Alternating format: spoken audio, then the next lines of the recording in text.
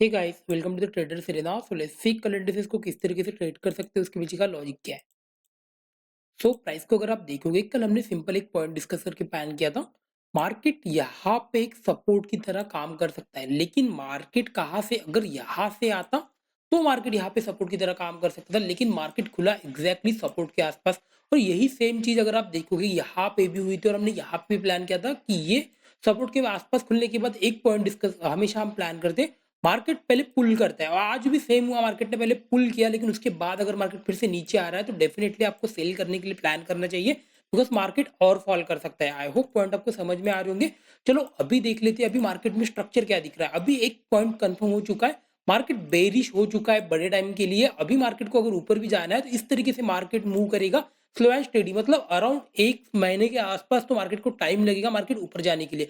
अभी आप ये एक्सपेक्ट नहीं कर सकते कि मार्केट यहाँ से वी शेप रिकवरी इस तरीके से दे, ऐसा जनरली होता नहीं है, बहुत रेयरली होता है। और ये रेयरली भी इसलिए पॉसिबल नहीं है बिकॉज यहाँ से अगर आप देखोगे स्ट्रॉन्ग अपमूव ऊपर के साइड गया, वी शेप मार्केट नीचे के साइड है, और एक्सपेक्ट नहीं कर सकते कि वी शेप मार्केट नीचे जाए। मार्केट यहाँ पे पॉज लेगा, फिर हमको एक दो दिन में बाइंग के लिए मार्केट मिलेगा। अदरवाइज मैं यहाँ पे अगर मार्केट कल गैप अप भी खुला तो मैं यहाँ पे वेट करना ही प्रेफर करूंगा, या तो जब तक अच्छा खासा प्राइस नहीं बनता। एक पॉइंट को अंडरस्टैंड कर लो, जस्ट अंडरस्टैंड डेली के कैंडल के हिसाब से मैं आपको बता रहा हूँ।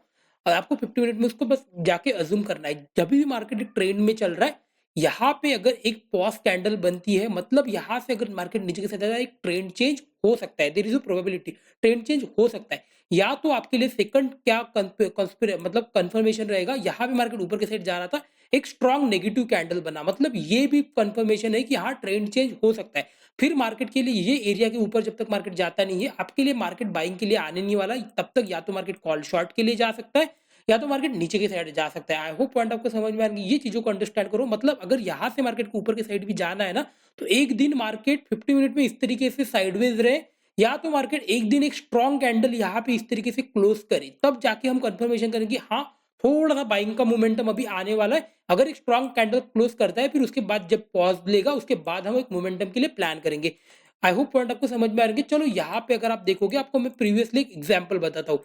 यहाँ पे अगर आप देखोगे शार्प फॉल आया था, ओके डेफिनेटली, लेकिन उसके बाद क्या हुआ, मार्केट एक स्ट्रॉन्ग कैंडल में बाइंग के साइड क्लोज हुआ, उसके बाद एक पॉज आया और फिर मार्केट बूम ऊपर के साइड मोमेंटम करने लगा। आई होप पॉइंट आपको समझ।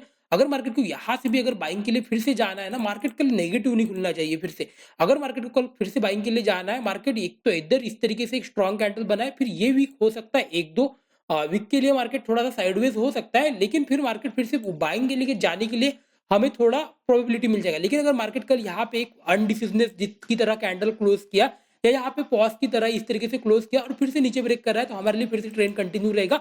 और सेकंड थिंग, अगर मार्केट नेगेटिव भी खुला तो भी हमारे लिए ट्रेंड कंटिन्यू रहेगा, बिकॉज ट्रेंड ब्रेकआउट ब्रेकडाउन हो चुका है, ट्रेंड के नीचे कहीं तो क्लोजिंग आ चुकी है। नेक्स्ट सपोर्ट यहाँ पे दिख रहा है, मार्केट और नीचे के साइड आ सकता है, पुल कर सकता है। आई होप पॉइंट आपको समझ में आ रही है। मतलब नेगेटिव अगर खुलता है तो सेलिंग के लिए प्लान करेंगे, अगर बीच में बहुत बड़ा गैप खुल जाता है तो कल वोलेटिलिटी बाइंग के साइड थोड़ा एक्साइटेड नहीं हूँ कल के दिन, वेट करके ट्रेड प्लान करेंगे बाइंग के लिए। वेर सेलिंग के लिए हम एग्रेसिव फिर से जा सकते हैं, लेकिन कहाँ पे ओपन होता है ये बहुत ज्यादा मैटर करता है। लेट्स सी, अगर आप हार्डली कैंडल में देखोगे, थोड़ा सा प्राइड अंडरस्टैंड होगा आपको। Just see look at the price, how beautifully is work.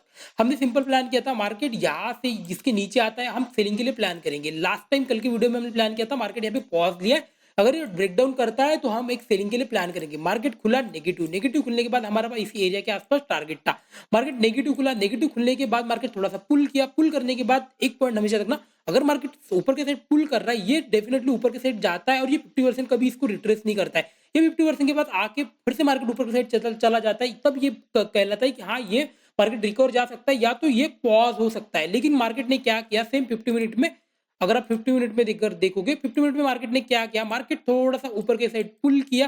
पुल करने के बाद जब ये यहाँ पे इसने सेलिंग का कैंडल बनाया, मैंने यहाँ पे कुछ कॉल शॉर्ट किए थे, बिकॉज मेरे पास ऑलरेडी यहाँ से कुछ कॉल शॉर्ट थे, और मैंने यहाँ पे फिर से कुछ कॉल शॉर्ट किए। लेकिन जब ये यहाँ पे पॉज लिया और यहाँ से फिर से नीचे आ रहा था, मैंने यहाँ पे पुट फिर से बाय किया, बिकॉज मुझे एक्सपेक्टेड था कि मार्केट और अच्छा खासा मोमेंटम दे सकता है, बिकॉज ऑलरेडी एक कंसोलिडेशन डे मिल चुका है, तो ट्रेंडिंग आने के चांसेस होते हैं। आई होप ये पॉइंट आपको समझ। और सेलिंग के मार्केट में जनरली मैं प्रीफर करता हूँ ट्रेड प्लान करना, बिकॉज क्या है ना, अच्छे प्रॉफिट्स मिलते हैं और बहुत फास्टली मिलते हैं। आई होप पॉइंट आपको समझ में आ रहे होंगे। चलो अभी कल किस तरीके से प्लान कर सकते हैं, तो बाय डिफॉल्ट एक कंसिस्टेंसी हमारे लिए क्लियर हो चुकी है। हाँ, ट्रेंडिंग मार्केट कहीं न कहीं मिला है, कहीं न कहीं आप अगर देखोगे मार्केट ट्रेंड में कंटिन्यू नीचे की साइड आया है।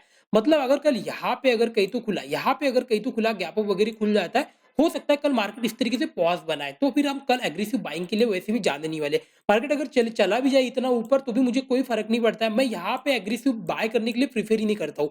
व्हेयरएज़ अगर आप अगर देखोगे फ्लैट अगर खुला तो हो सकता है यहाँ से पहले मार्केट सेलिंग के लिए नीचे आए, सेकंड हाफ में अगर ये यहाँ पे वेट कर रहा है तो ही बने रहना। अगर ये यहाँ पे इस तरीके से एक डब्ल्यू पैटर्न कंफर्म कर चुका क्लोज कर देता है, बेटर है वहां से निकाल दो बिकॉज ये यहाँ पे पॉज ले सकता है। फिर मार्केट कल के दिन हो सकता है कॉल शॉट करना प्रीफर करो, या तो फिर यहाँ से अगर कर रहे हो तो कॉल शॉट करना प्रीफर करो। वेरएज़ अगर आपको एग्रेसिव सेलिंग के लिए फिर से प्लान करना है तो आपके लिए जस्ट अंडरस्टैंड करो डेली में सपोर्ट कहाँ दिख रहा है, एक बार दो डबल टैप करके देख लेते हैं बिकॉज क्या है ना, इससे थोड़ा सा और अंडरस्टैंडिंग हो जाएगी। यहाँ पे बस एक पॉइंट डिस्कस करके प्लान कर लेना, यहाँ पे सपोर्ट दिख रहा है। मतलब ये सपोर्ट कहाँ है, 24,800 के आसपास ये आपको सपोर्ट दिख रहा होगा। मतलब यहाँ पे एक सपोर्ट है। जैसे कि एक कंडीशन हुई मार्केट थोड़ा-सा गैप गैप डाउन खुला, सेम यही कंडीशन।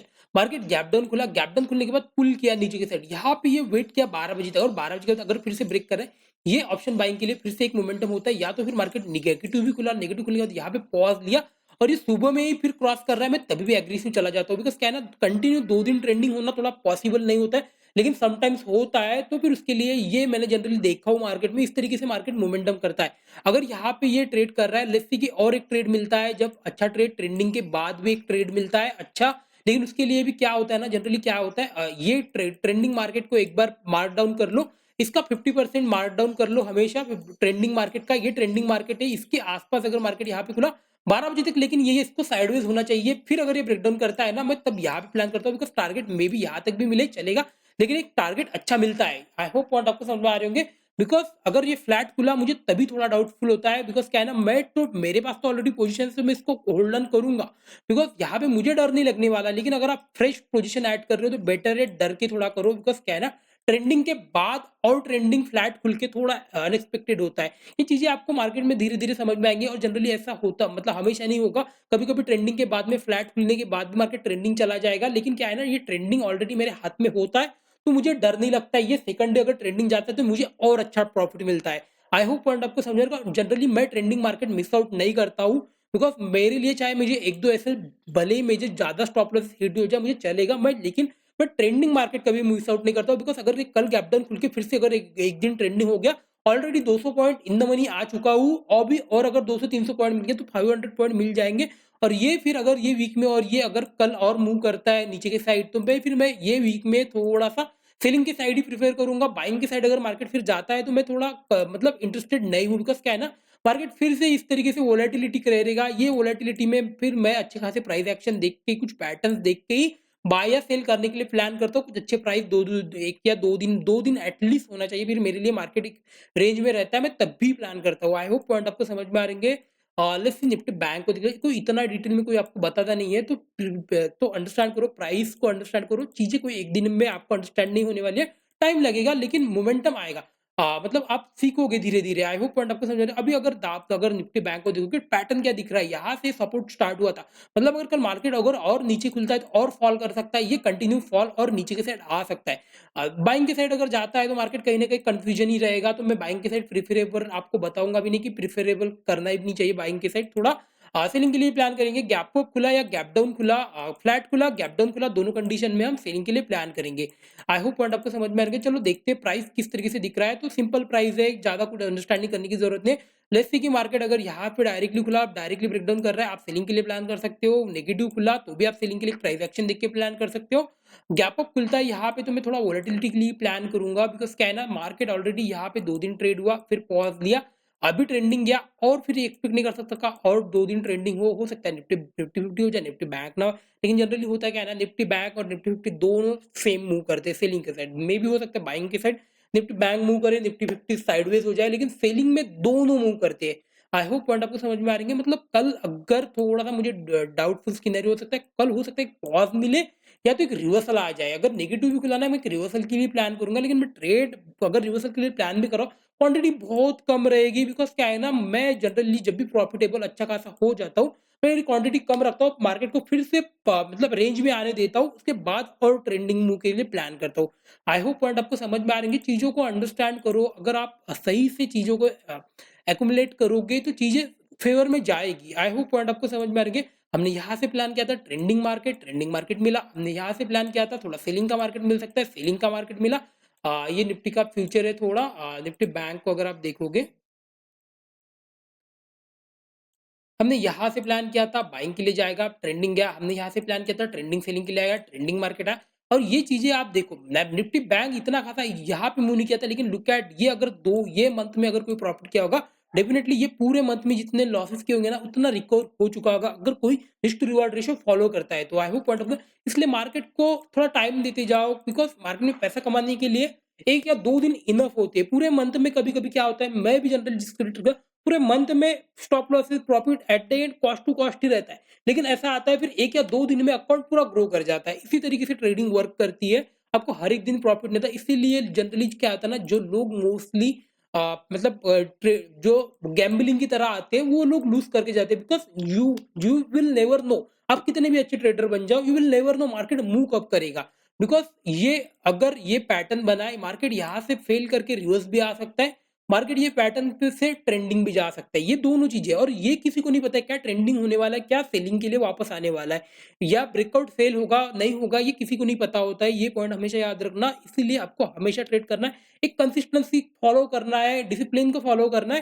फिर होता है ना, चीज़ें आप जाओगे ₹100 लेने के लिए, आपको 500 भी मिलेंगे। और फिर इसी तरीके से आता है मार्केट में। आप प्लान तो कर रहे हो 100 पॉइंट के लिए, लेकिन आपको 500 पॉइंट मिल चुके हैं। इस तरीके से मार्केट में कुछ ट्रेड होता है। आई होप पॉइंट आपको समझ में आ रही है। वीडियो अच्छा लगा तो लाइक एंड सब्सक्राइब करें। Thank you so much.